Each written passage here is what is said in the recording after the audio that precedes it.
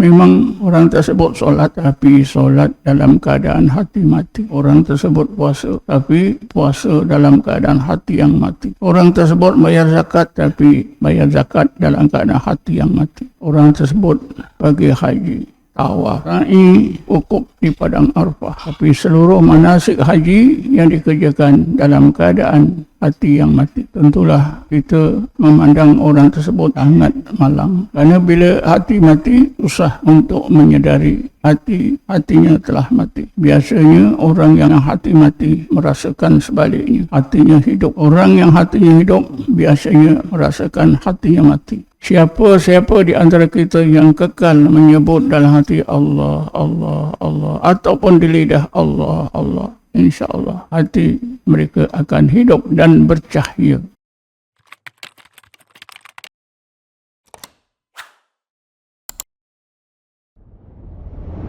Ramai di antara orang-orang Islam yang tidak menyadari tentang pentingnya peranan hati dalam melakukan ketaatan kepada Allah. Rata-rata umat Islam bila mereka sudah Islam, mereka menyangka hati mereka sudah hidup, sudah berperanan, memainkan peranan seperti yang dikehendaki oleh Allah Subhanahu wa Ta'ala. Hakikat yang sebenar, ramai orang-orang Islam yang hatinya tetap mati. Walaupun dia telah Islam, mak bapaknya, datuk neneknya Islam, tapi hatinya mati tanpa disedari sampailah meninggal dunia. Ayat 122 surah Al-An'am. Bismillahirrahmanirrahim. Awaman kana mayyitan fa ahyaynahu wa ja'alna lahu nuran yamshi bi fin nas kaman masaluhu fi dhulumat laisa bi kharijin minha. Ayat ini Allah terangkan dua keadaan hati. Yang pertama, hati yang dihidupkan oleh Allah dan diberi cahaya oleh Allah. Hati inilah yang mampu digunakan untuk menimba ilmu. Ilmu yang tak boleh ditimba kecuali dengan hati yang hidup bercahaya. Lalu ilmu ini disebarkan kepada masyarakat sekitar. Golongan yang kedua ialah mereka yang hatinya tetap mati. Walaupun mereka Islam, hati tetap mati. Berada dalam kegelapan yang tidak boleh keluar daripada kegelapan yang tersebut. Waman kana mayyitan fa ahyaynahu wa ja'alna lahu nuran yamshi bi fin nas kaman masaluhu fi dhulumat laisa bi kharijin minha. Tentulah tak sama hati yang hidup bercahaya dengan hati yang mati berada dalam kegelapan. Adapun hati orang-orang yang bukan Islam, orang-orang kafir, memang hati mereka itu sudah disebut oleh Allah. Bismillahirrahmanirrahim. Fa innaha la ta'mal absar walakin ta'mal qulub allati fis sudur. Sesungguhnya orang-orang kafir itu bukanlah buta mata kepala, tetapi ta'mal qulub, buta mata hati mereka. Allati fis sudur, hati yang di dada. Jadi hati orang-orang yang bukan Islam memanglah mati. Tapi kita tentu merasa pelik kalau hati seorang Islam itu mati, berada dalam kegelapan. Aman masaluhu fi dhulumat laisa bi kharijin minha. Tentulah tak sama dengan orang yang hatinya mati, hati itu berada dalam kegelapan yang tidak boleh keluar daripada kegelapan yang tersebut.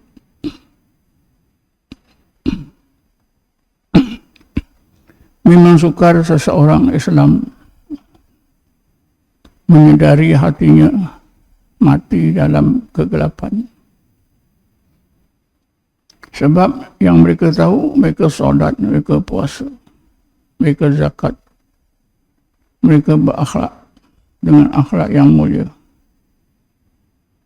Takkanlah hati mati.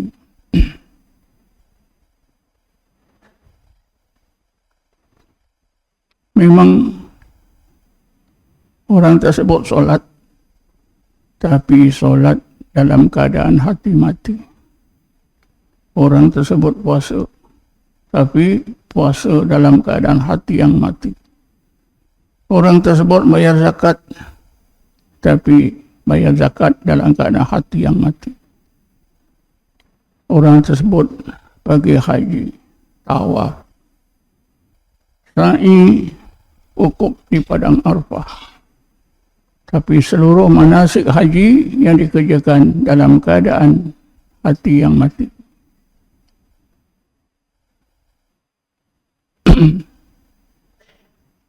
Tentulah kita memandang orang tersebut sangat malang. Karena bila hati mati, susah untuk menyedari hatinya telah mati. Biasanya orang yang hati mati merasakan sebaliknya. Hatinya hidup. Orang yang hatinya hidup biasanya merasakan hatinya mati.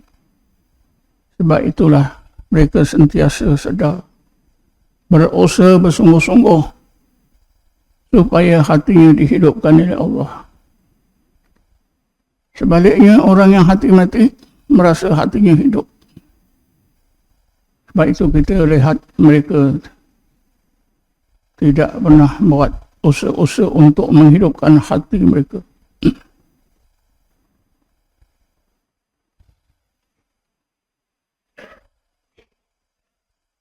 Allah Subhanahu wa Ta'ala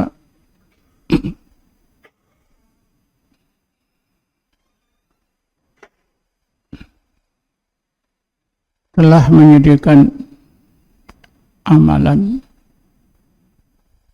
yang bila diamalkan hati boleh hidup.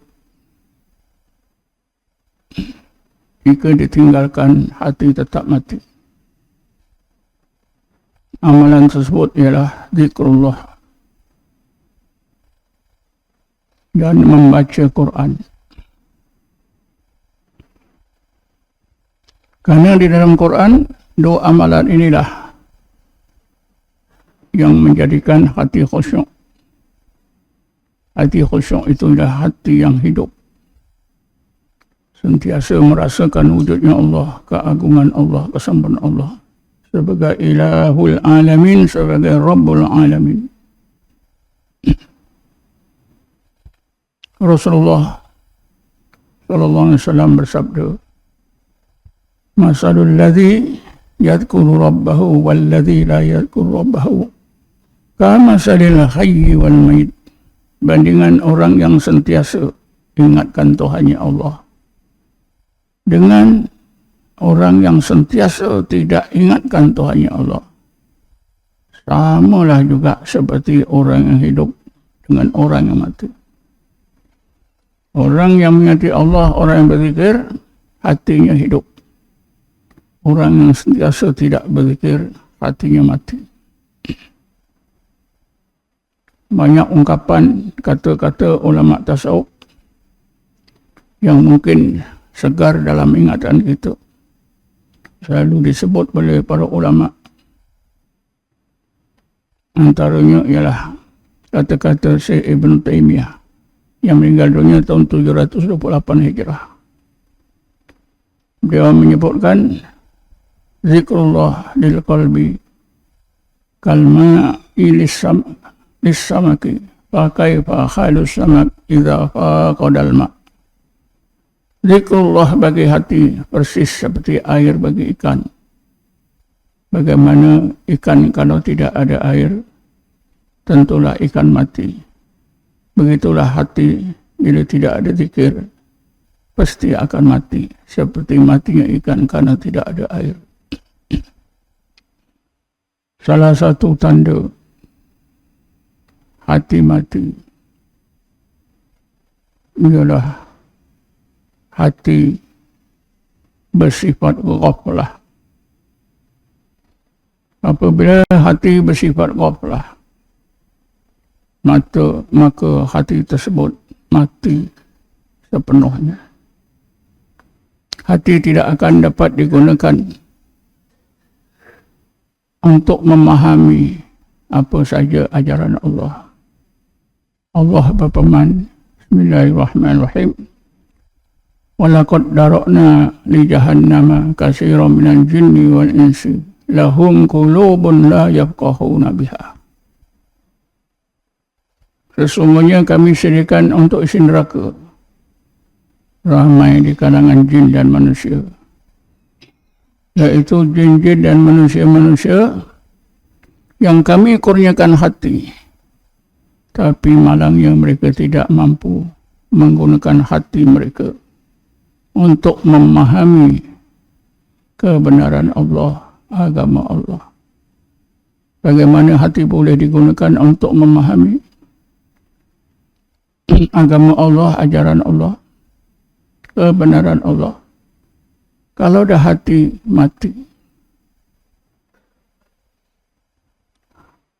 Bila hati mati berada dalam keadaan ghaflah, maka berbagai penyakit hati akan datang bertimbun-timbun.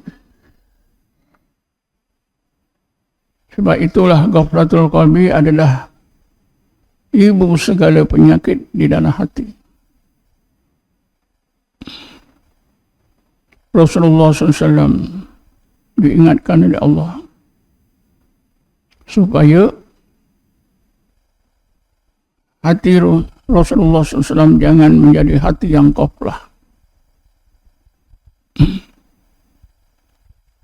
Apatah lagi umatnya. Tentulah umatnya lebih penting lagi untuk menjaga hati mereka supaya jangan ghaflah. Allah Subhanahu wa Ta'ala bagi obat untuk Rasulullah dan untuk seluruh umatnya. Bila obat ini digunakan, insya-Allah penyakit ghaflatul qalbi akan lenyap. Apakah obatnya? Obatnya ialah zikrullah. Menyebut dan mengingat Allah terus di dalam hati. Hati terus menyebut Allah, Allah, Allah, Allah, Allah. Tanpa putus. Itulah obatnya. Allah berfirman dalam ayat 205 surah Al-A'raf.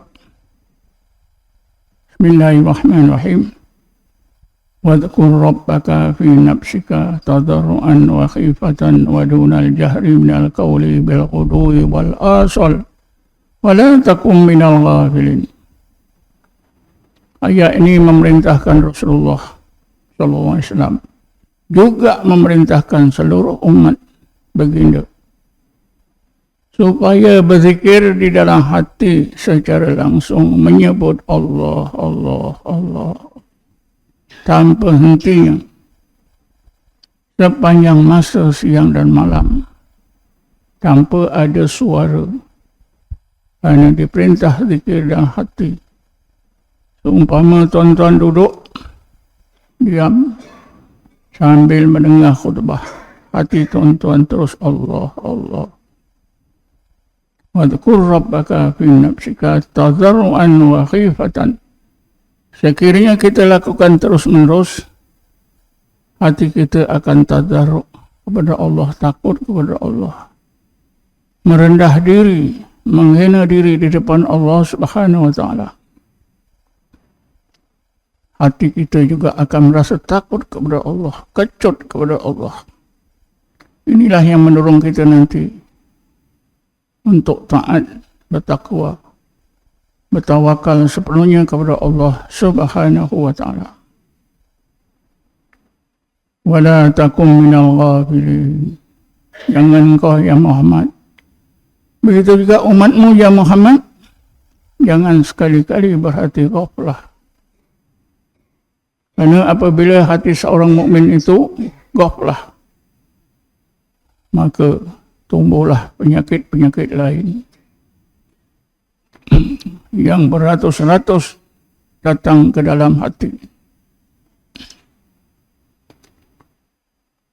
Selagi ghaflatul qalbi tidak dihapuskan, maka berbagai penyakit tetap akan menyerang hati.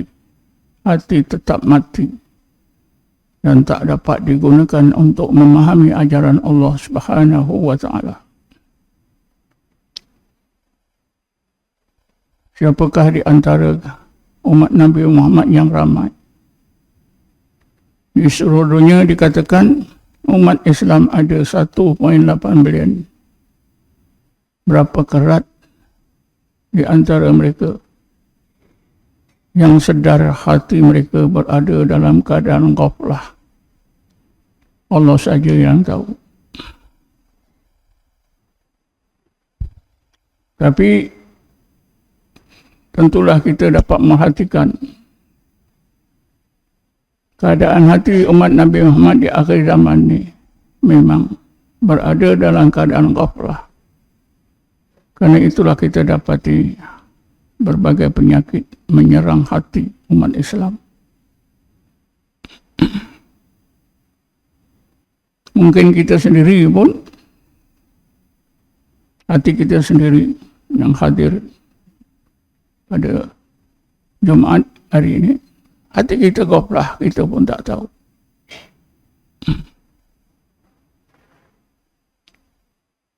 Maka penyakit-penyakit hati dia akan tumbuh dengan segar.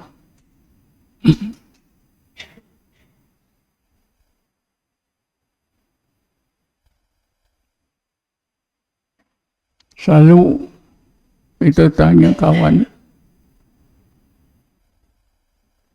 tanya kenalan, kalau mandu kereta di highway, tiba-tiba ada kereta lain memotong. Bila ditanya, macam mana rasa hati awak? Rasa nak marah. Padahal memandu kereta di highway memang boleh saja memotong siapa-siapa. Kebetulan mungkin kita mandulam perlahan, ada orang memotong, kita marah. Memang tak nampak kemarahan kita, tapi kita akui. Seolah-olah hati kita yang kata cilaka betul. Potong aku, tak sabar sangat. Itu menunjukkan bunga-bunga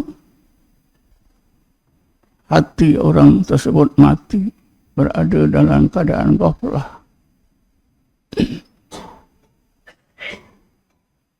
Maksudnya, salah satu tanda hati ghaflah ialah mudah marah.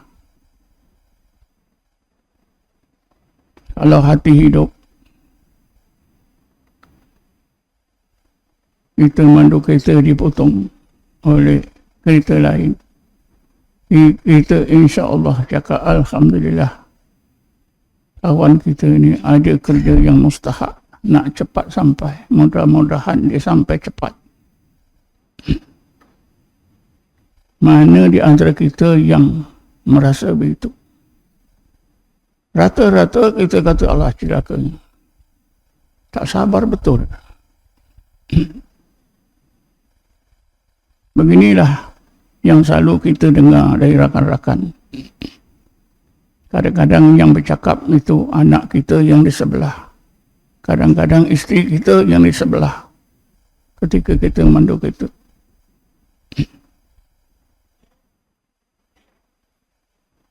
Rasulullah bersabda, marah itu daripada syaitan. Jadi kalau hati itu masih ada syaitan, itu menunjukkan hati tersebut mati. Hati yang hidup, syaitan tidak boleh masuk ke ruang hati.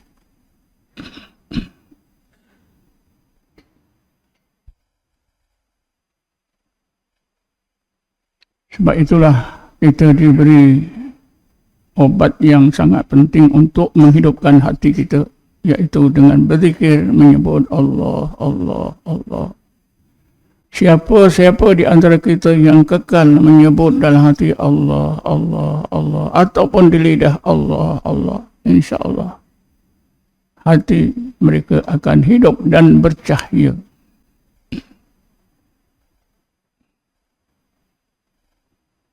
Apabila seorang hatinya berzikir menyebut Allah, Allah, maka keadaan hati akan berada dalam 4 keadaan.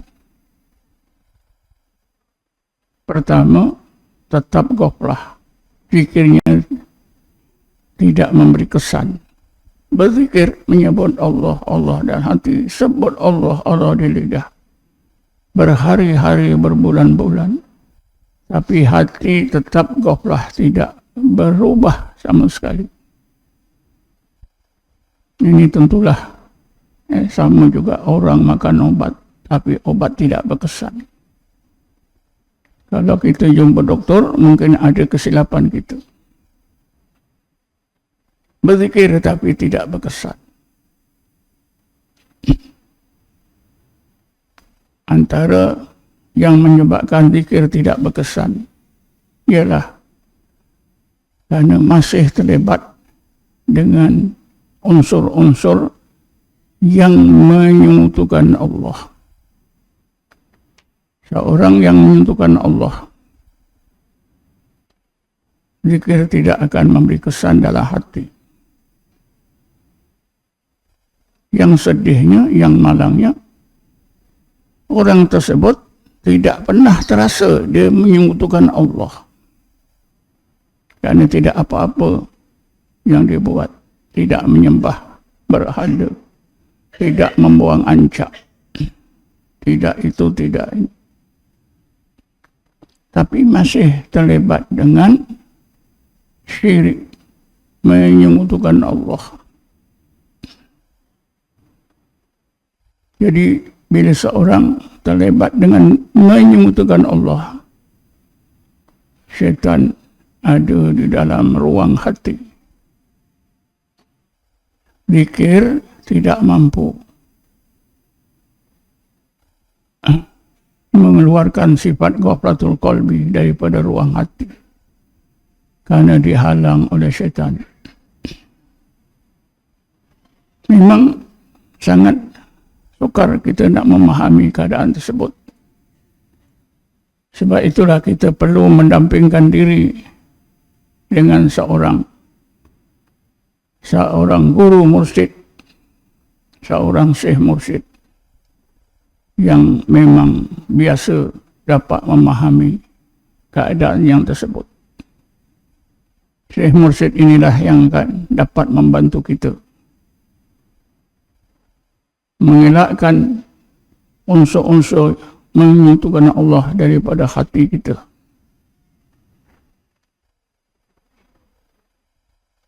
Antara amalan yang dianggap menyentuhkan Allah yang berat ialah menyimpan azimat. Sedangkan orang tersebut tidak pernah pun pakai azimat. Cuma satu masa 20 tahun dahulu. Dia pernah diberi azimat oleh rakan. Disimpan dalam laci. Tertindih-tindih, tak sedar. Sudah 20 tahun. Walaupun dia tak sedar, azimat itu ada unsur syirik. Selagi azimat itu ada dalam simpanan, maka orang tersebut tetap berada dalam keadaan menyekutukan Allah. Sebab itulah, bila kita belajar daripada seorang Syekh Mursyid dengan hidayah Allah, kita akan diberitahu masalah yang kita hadapi. Barulah kita sedar tentang azimat tersebut. Lalu kita bertobat, kita bakar. Sesudah itu barulah amalan zikirnya akan dapat menghapuskan ghaflatul qalbi. Hati akan berubah daripada ghaflah kepada yaqadah. Hati daripada mati kepada hidup dan sedar. Begitulah seterusnya. A'udzubillahi minasyaitonir rajim. Bismillahirrahmanirrahim. Wassalatu wassalamu ala asyrafil anbiya'i wal mursalin sayyidina Muhammadin wa ala alihi washabbihi ajma'in. Allahumma ighfir lana warhamna. Allahumma ighfir lana warhamna. Allahumma ighfir lana warhamna. ولآبائنا لأمهاتنا ولذوي الحقوق الواجبة علينا ولجميع المسلمين والمسلمات والمؤمنين والمؤمنات برحمتك يا أرحم الراحمين. اللهم إنا نسألك إيمانا دائما وقلبا خاشعا وعلما نافعا وعملا صالحا متقبلا. اللهم أرنا الحق حقا وارزقنا اتباعه وأرنا الباطل باطلا وارزقنا اجتنابه. اللهم إنا نسأل أن تركنا رزقنا حلالا طيبا واسعا بتعب ولا مشقة وصب ولا نفس إنك على كل شيء قدير. ربنا آتنا في الدنيا حسنة وفي الآخرة حسنة وقنا عذاب النار. ربنا آتنا من لدنك رحمة وهب لنا من رشدا. وصلى الله على سيدنا محمد النبي الأمي وعلى آله وصحبه وسلم. سبحان ربك رب العزة عما يصفون. السلام على المرسلين. الحمد لله رب العالمين.